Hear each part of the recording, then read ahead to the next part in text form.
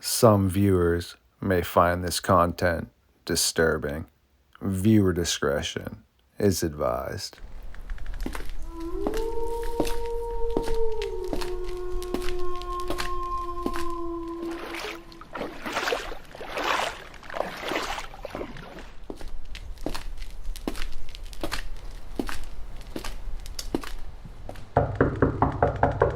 My creatures of the night, once again I arise for another episode of Midnight Lycanthropy here on StarFox Radio. Tonight we are in my area, yes, the 207, good old Maine. Before we head out, I am very thirsty.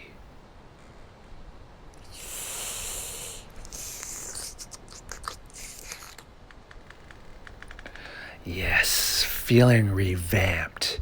It is a must when I have to go out and deal with a dangerous subject such as the Dogman. We are going to help out Cheryl, a friend of mine, and the North American Dogman Project. Without further ado, here comes the darkness.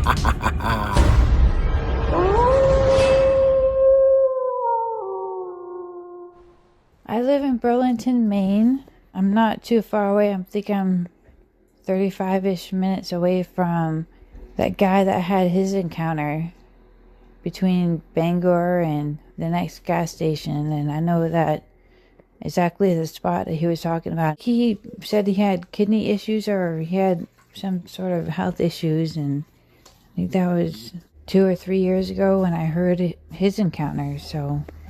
oh, the Dogman that he encountered. I know exactly the fear and I know what he felt, I felt. And I know he's not lying because I felt it too. The fear of what's out here. There is Bigfoot and there's definitely a dog thing in this area because I saw just one footprint and it most likely was the front paw print of a Dogman because I didn't see well, even if I did see the rear print, I had no idea what to look for until I saw a couple of the videos on this podcast of is being elongated and 3 toes. There's definitely something here. These black dog things are real. They are they are worse because they're 100% true of their intentions. You cannot trust them no matter what because they lead kids to, try to play with them. Like leading kids with their fingers. They come over here, come meet me. Like, who the is that other than humans that have bad intentions? That takes our kids away. Anyways, I've encountered them back in 1995-ish.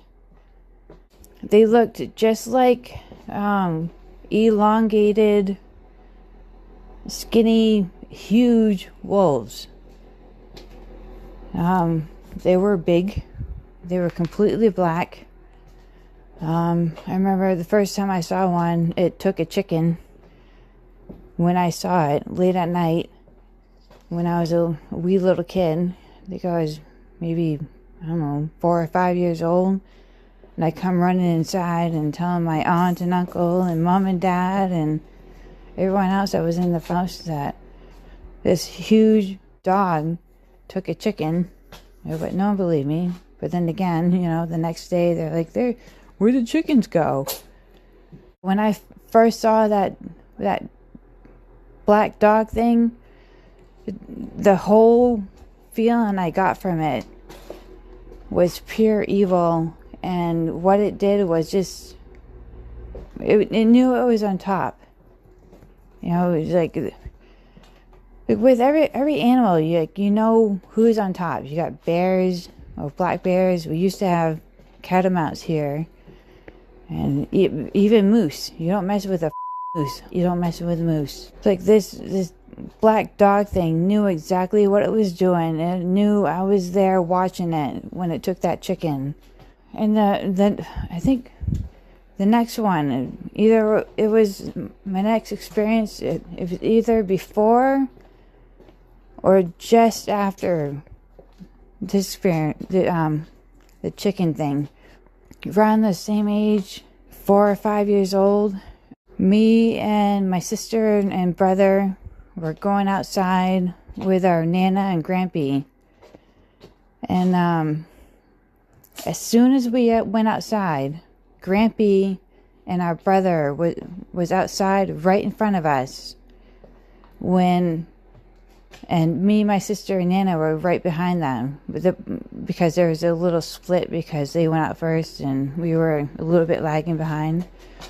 I was right behind our brother when our brother pointed out, "Hey, Grampy, look at that big black dog."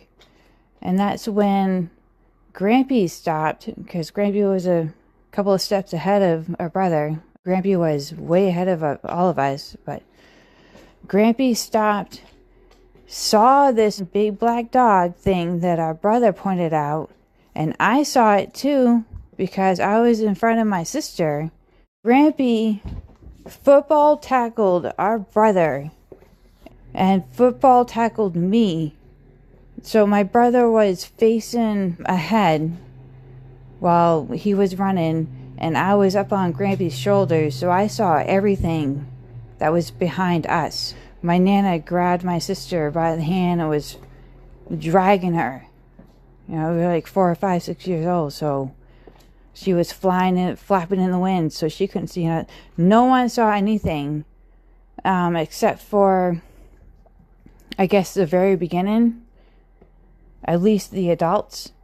And I saw everything because I was facing towards the rear because Grandpa football tackled me onto his shoulder, and I saw everything that happened behind. I saw that huge black dog with its fur was so glossy and perfect looking. It was so nice and shiny, just like everyone says they look like. But this thing sat there, watched Grampy tackle my brother, tackle me, and we're all running, and I watched this black, huge dog thing just sit there on its haunches and then slowly get up and slowly trot away back into the woods. But after that, it was never spoken about again. My last encounter was late October, because I've just gotten out of the military after 7.5 years in the military, active duty. I moved in with my friend, and she was always one of those one-ups. She was always better than me, and she was always talking crap about all this and that, and she wanted to show me up. She wanted to take me on Coded Red or whatnot. But I knew about hiking. You had to stay between the tapes, stay on the trail, even if you get scared. That was a whole nightmare, because I still think about that day entirely. Boy, that was a horrible day. A horrible day. It brought me to my knees. It destroyed me when it comes to friendships, because that woman, my friend, was not my friend after that because of that event. Anyways, my last black dog man encounter happened just after that when we were leaving. It was the northern part of Baxter State Park is you go through Sherman, you go through Patton and Mount Chase, and that's the northern entrance. That's where we were. We were about, I guess, I don't know, like maybe 20 minutes into Baxter State Park. But when you go in, it's one road. And when you want to get out, you have to continue that road because it's only just a one-lane road. You have to go all the way up and you have to go all the way down. It's a huge U-turn. In order to get out of the northern part of Baxter State Park, back in that time, you had to go all the way into Baxter State Park to get out. So when we were coming out, we had to go up way farther into Baxter State Park just to connect with the outbound traffic to get out of Baxter State Park in Maine. And towards, I want to say the middle part of the exit part, there's hills. You go down, way down, you go way up, and you go way down, and you go way up. And when you get way up into the top part of that hill, you can see what's on the other side of that hill there. So you're going up and down, up and down, up and down. We got up at one of the top of the hills. I was a passenger. She was a driver. It was a 5-speed. So thank God, because if she didn't know how to drive a stick, I would still been there to know how to drive a stick, because I can drive a stick. It's the only cars I love. Stick drivers. But we saw this huge, mangy looking black dog that came from the passenger side, came down from the hill and stopped right in the middle of that road at the top of the hill, the next one over that we're supposed to, because it's up and down driving. It stopped right in the middle, and my friend was like, "Oh my God, is that a dog?" And I'm like, I'm freaking out because I already had my experience just about, like 5 minutes ago. And I'm like, that's not a dog. That's not a dog. That is not a dog. She's like, that's a dog. And we got to go save it. And she's speeding on gas to get down, and back up. By the time we got halfway up that hill to where this thing was, I was already telling her that is a mangy bear. That is a bear with mange. Do not stop. Do not stop. And I'm basically like crying and telling her, do not stop. Do not stop. That is a mangy bear. Do not stop.